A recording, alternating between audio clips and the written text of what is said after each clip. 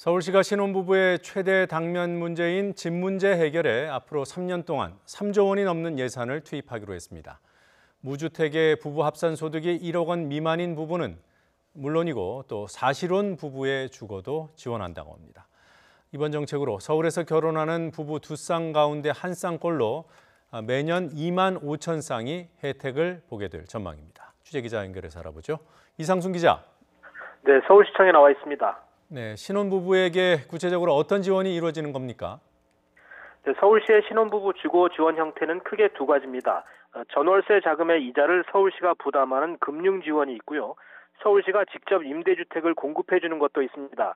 금융 지원의 경우 전월세 보증금을 대출받았을 경우 내야 하는 연 이자를 최대 3%까지 10년 동안 서울시가 부담합니다.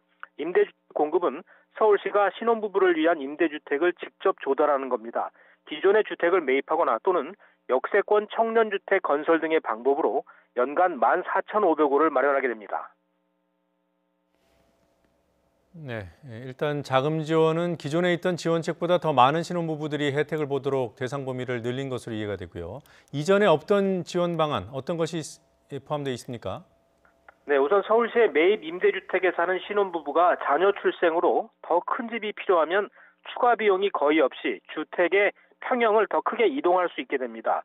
신혼부부 주거지원 도우미도 생기는데요. 서울시는 신혼부부 주거지원을 신청하고 정보를 제공하는 온라인 포털을 다음 달 말까지 오픈할 예정입니다. 또 이와 함께 시내 25개 전 자치구에 신혼부부 주거지원 코디네이터를 배치해서 신혼부부의 보금자리 마련을 간접 지원할 계획입니다.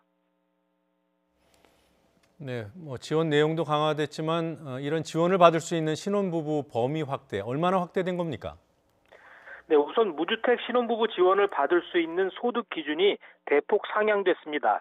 기존의 합산 소득 8천만 원에서 1억 원으로 올려서 사실상 직장인 대부분이 혜택을 볼 전망입니다. 또 신혼부부 기준도 기존의 결혼 5년 이내에서 7년 이내로 완화됩니다. 또 혼인신고를 하지 않은 사실혼 부부도 혼인신고를 한 신혼부부와 동일하게 전월세 보증금에 대한 금융 지원을 받을 수 있습니다. 네, 지원 내용도 좋아지고 또 범위가 늘었다면 결국 돈이 문제일 텐데요. 예산은 얼마나 들게 됩니까? 네, 서울시는 이런 신혼부부 지원 정책을 우선 3년 동안 유지한다는 계획입니다. 이를 위해서 3년간 3조 원을 마련해서 매년 1조 원을 투입할 예정입니다. 금융지원 확대를 통해서 연간 1,500호, 임대주택 공급 확대로 연간 14,500호가 주거 지원을 받습니다. 이렇게 되면 서울에서 한 해 결혼하는 5만여 쌍 중에 절반 정도가 혜택을 보게 됩니다. 서울연구원은 이 같은 신혼부부 주거 지원을 통해서 사회경제적 편익은 6조 4천억 원, 생산 유발 효과는 7조 8천억 원에 이르고 3만 2천여 개의 일자리가 창출되는 등의 파급 효과가 있을 것으로 분석하고 있습니다. 지금까지 서울시청에서 YTN 이상수입니다.